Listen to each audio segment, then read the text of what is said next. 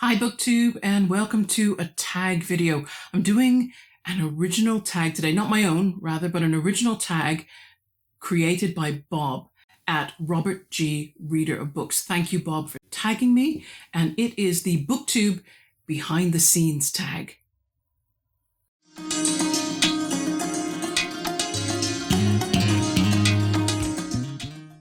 I did do something like this, I think as a coffee break video.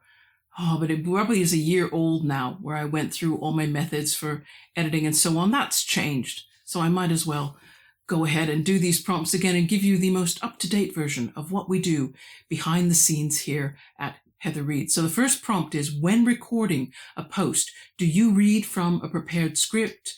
Or do you refer to notes or a broad outline, or do you speak? And I love this word. Lots of people probably had to do cuts and edits on this extemporaneously. I certainly practiced before I did this prompt. And that's me. That's me down to the hilt. I'd say that up until the end of 2024, I read from fully prepared scripts. And that included Middlemarch meditations, although I did allow myself some spontaneous remarks. At the editing stage, I usually ended up cutting a lot of those because they seemed very repetitive, or me taking a lot of time to say not very much. I tried switching to just point notes, and you probably had that for about the first 2 to 3 months of 2025. And then I just found that I was doing way too many retakes, and my brain, it freezes. It just nearly did it there. It freezes in mid-sentence, and then I say a lot of nothing that ends up being edited out. So I've returned to scripting. Now, that doesn't always mean I keep entirely to script, but I need to have it there. And the other reason I return to scripting is that it allows me to build up material for a review very gradually. So I'll often start a review script when I'm only maybe 50, 100 pages into a book, maybe halfway, and I just keep adding to it as I go along, as I think of things. There are things that you can find out right away about a book without having to have gotten through it. And that way, everything I say is absolutely fresh and close to the act of reading. And the review doesn't feel then like this high school assignment that I have to get done after I've had the pleasure of reading a book. By the time I finish reading a book, I'm usually almost finished writing the review for it as well. Question 2 wants to know, do I edit before I post? Do I delete hems and haws? I don't do a lot of hemming and hawing, but I do some other things. Misspeaks, mispronunciations, other common public speaking foibles. I got lots of foibles. Do you remove things you didn't mean to say, or off-topic thoughts, or comments you think might be misunderstood? Yes to all 3 of those. I edit myself, and I'm pretty merciless. I'm not 100%. I don't want my speaking or the video to seem really cut up and unnatural. What helps the editing process is that I don't record an entire video at once. I do it in little clips. They can be any length, but I try to keep them under 3 minutes each. And I bring these together as part of the editing process. Filming in clips means that I can cut more than one take of a clip and pick the best one, the one with the least mistakes.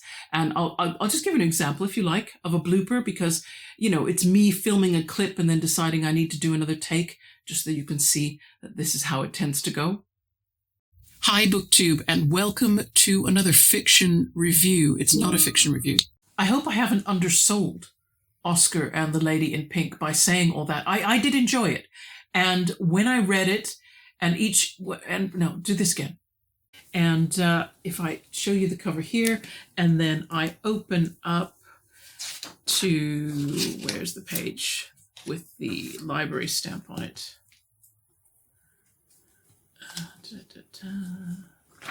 Okay, we're going to do this section again, okay? There we go. So that's me editing myself by simply saying, let's discard that clip, we will do another. And so a lot of editing that therefore actually happens during filming. Question 3 asks, have I ever edited a video after I've posted it? Or have I ever deleted an entire video? I've not deleted an entire video yet, Thankfully, that would be really heartbreaking if I'd done all that work and then had to delete. But as much as possible, I try to watch my edited content before I upload it to YouTube. That's not always possible. Sometimes that would take me way too much time. But that way I spot whether I've done something, and I can edit before I post. But there have been a couple of occasions when I haven't been able to watch it all the way through. I post it, then I watch it, then I go, oh, look what you just did wrong there. And I can't bear it. The mistake eats away at me, so I end up having to edit and repost. And yeah, I've done that. I like as much as possible for there to be no errors that matter to me. I guess that's my baseline standard. Question 4 asks, are there certain topics you avoid, things you regard as too personal or too controversial? I am careful how much I share about myself personally. Maybe I'm too careful. Maybe the channel would be more popular if I shared more, but that seems a high price to pay for popularity. I also suspect that if I gave into temptation, and I overshared, the result would be underwhelming because I don't think my life is really all that interesting. Politics, yeah. If we're going to talk about subjects that are too controversial, politics it's on my mind a lot. I bet it's on a lot of people's minds these days. Gender politics in particular is on my mind, and I think you probably would know my stance on that just by watching the content that I produce. I avoid talking about these subjects on camera, and that's more because I don't think I'm an expert that everybody should listen to on those subjects. I think there are authors who are better spokespeople for these issues, and so what I prefer to do is read their books and then put out reviews in the hope that other people will read those books also. And question 5, do your posts include graphics, special lighting, music, fast cuts, or other design enhancements? Not a great deal. I mean, I do fuss with my lighting. You don't know how many lights there are in this room that are on right now. In fact, I'll let you have a 360-degree tour, shall I? I'm going to pick up my tripod and we'll just turn it around so you can see. I'll try to give you commentary, but I don't know how well the microphone will pick it up. Here we go. There's the natural light coming in from the window. That light belongs to the person who watches television. It's their reading light, but I've moved it away from the wall and brought it closer. We've got the ceiling light on. We had the light on in the kitchen. Outside to switch that off. Oh, that's a mistake. And then you can come and see around here. You will get a view of my reading light. I'll tip the camera up so you can see, which is sitting very close to me to bring light into my face. So I do worry about lighting, but that's probably it. I mean, you've seen my editing skills. I put a few things on screen, text mainly, and some photographs, but that's low-level stuff, which I taught myself. If I felt there was some advantage to learning more, yeah, I have no problem with teaching myself. Prompt 6 asks, do you have a target number of posts each week? Yes, I do.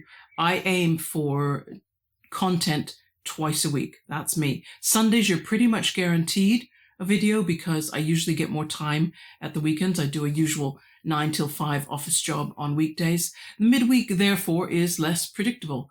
I think I've published on Tuesdays, Wednesdays, and Thursdays, and the occasional Friday. I try not to leave it that late, but I need the flexibility midweek because BookTube has to fit itself in with ordinary life. If the fates should smile on me and I can ever retire, I feel sure I would do more reading. Absolutely. I've toyed with the idea of having a dedicated reading day and a dedicated filming day. That would be wonderful. That's a dream. And if I got my dream, then I would almost certainly make additional content. I don't think I would jump into doing something like three posts a week or something. I would probably build it up gradually, maybe an additional post once a month, and then twice a month, and then maybe 3 times a month. So just see where is the comfort level, because that's what I want to determine. If I try to push for too much, I just know I won't be consistent, and then you're going to be let down. I would rather that you knew what the score was and that you got what I said I was going to give. Prompt number 7, are there certain themed posts you contribute to regularly, such as Poetry Thursday or What Are You Reading Wednesday? I was not even aware of What Are You Reading Wednesday. There we go. I was aware of Poetry Thursday. The answer is, I think, pretty clearly no, I don't. Because midweek, I simply cannot be held down. I may be able to get content out on a Tuesday, but I can't guarantee it. It may be Wednesday or it may be Thursday. I leave myself the flexibility of it can be any of those 3 days midweek where you will get a second piece of content in addition to my weekend content. But that's as far as I want to go. I'm so sorry. Middlemarch Meditations, of course, is my own scheduled content that comes out 2 times a month on the 3rd and 4th Sundays of the month. But that's it. I really couldn't. I just don't think I could comfortably hold myself to something more than that. And prompt 8. How important to you is the number of your subscribers? Is there a target number you're hoping to reach? If you don't hit your target, would you consider dropping out of BookTube? Are your posts designed to attract new subscribers? Are you distressed if you lose subscribers? Wow, this is a lot to unpack. So I don't even know where my subscriber numbers are right now. So I'm just going to look while you all, listen to my voice, carry on talking, but I'm clearly distracted by my dashboard, which tells me I have 365 today. And I know that number goes up and down. In fact, it's taken a little while to get to 360. It kind of creeped over and under for a while. And that seems to be my norm. So yeah, I don't look them up very often. I used to, I think when the channel first started, and they were growing a lot faster. It was worth looking at it more frequently. Now I find growth is slower, and I think fine. I suppose there will come a point where it's slower, so let it be. I don't check it very often anymore. And let's see. I do all the wrong things for attracting subscribers. I know about things that YouTube advises creators to do, and in most cases, I deliberately don't do them. Sometimes it's deliberate because I don't like doing that thing. There's something about it. I just go, that's not me. That's not me. I would be faking it. I didn't come on to YouTube to sort of fake something. I came on to YouTube to go, this is what I like doing, everybody, just so you know. I figured then that what would happen is I would find my people. I think that's what I came on YouTube to do. I thought, if I put out what I am honestly, there will be people out there that will go, hey, I'm with you on that. And okay, I'll watch your stuff. And usually what happens is I watch their stuff, and it grows into a fantastic mutual relationship. How many are those? Well, okay, so I've got 365 subscribers. Anybody who has any common sense knows that a lot of those are not people that watch you regularly. So, but even if I take it down to 300, I could say, well, that's a lecture hall full of people. That's a lot of people. If that many people turned up to hear me speak in an actual physical venue, believe me, I would turn up to speak to them. And I'd be very pleased that I had that. And even if I had half of it, 150, let's take it down. If only 150 people watch this channel with any regularity, and to be honest, the view numbers don't suggest that's the number. If I take the view numbers, I'd say that I probably have something a little bit larger than a high school classroom of people that come and check out my videos. But again, if I were a teacher, would I show up to my classroom every day and present stuff to my kids? Well, if I cared about my job and I cared about the kids, yeah, I would. So that's how I see this channel. I don't have a benchmark. I don't care where it gets to. It will get where it gets. It will peak where it's meant to peak. I don't know what that is. I don't know if there is a peak. I suspect there is, because I can tell by just the people I meet around me. I don't meet a lot of people like me, so there can't be many in the wider world either. So fine, I'm cool with that. I tell you what though, when I do lose subscribers, I'm always a bit curious. I would love to know, because I'm never sure. Some people prune their subscription accounts regularly, don't they? They check, everything they're subscribed to, and they think, wow, I'm not really watching a lot of this. Let's take out the stuff I'm not watching. Sounds like a sensible thing to me. And it wouldn't bother me if someone said, well, that's all I'm doing, just a bit of pruning. I think, yeah, go on. If what I was doing was never enough to kind of catch you, then what's the point? Because I only came on to attract the people that would be attracted to what I've got to present. But so I'm always wondering, is that what it is? Or has someone changed their mind about the channel? You can never really know. And maybe they have. And I think, again, I'm looking for my people. So if someone's realized that that's not them, it's probably for the best. It is probably for the best. And I've heard, and I don't know if this is true, I've heard that there are dummy subscribers, that YouTube will give you fake subscribers if you do all the right things for them. I don't know if that's true. But if that happens, then why is anybody paying any attention to their subscriber count? Because what does it really mean? And that's the thing. It's so meaningless, the subscriber count.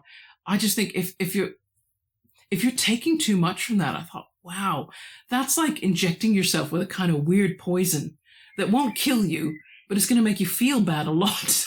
And you're just like, stop, do something far kinder to yourself than that. So I say, yeah, just subscriber numbers I don't pay attention to. I don't think it's good to pay attention to it too much. Prompt 9 is, do you always respond when tagged? Eventually. I do find sometimes a tag, if I read through the questions, I either find there's nothing that grabs me where I think, oh yeah, I've got some really good answers to that. A lot of tag questions begin to sound the same after a while. And I don't know, maybe I just think, oh, you wouldn't want to hear me say that again. Would you really want to hear me say all that stuff again that I've said before? Maybe you do. I it's difficult when I'm here making the decision myself. I don't think I want to hear it again, but there you go. I don't seem to mind if somebody else does it. So maybe I should just think about that. But I do try to respond to most tags because most of them are great. And they're a really good way of giving back again to everybody in BookTube, because you can tag other people and make connections with them that way. And prompt 10, do you respond to viewers' comments? Are your responses lengthy or only a thumbs up or down or heart or smiley face or something like that? The volume of comments on my channel has gone up a little bit in 2025. Hurrah!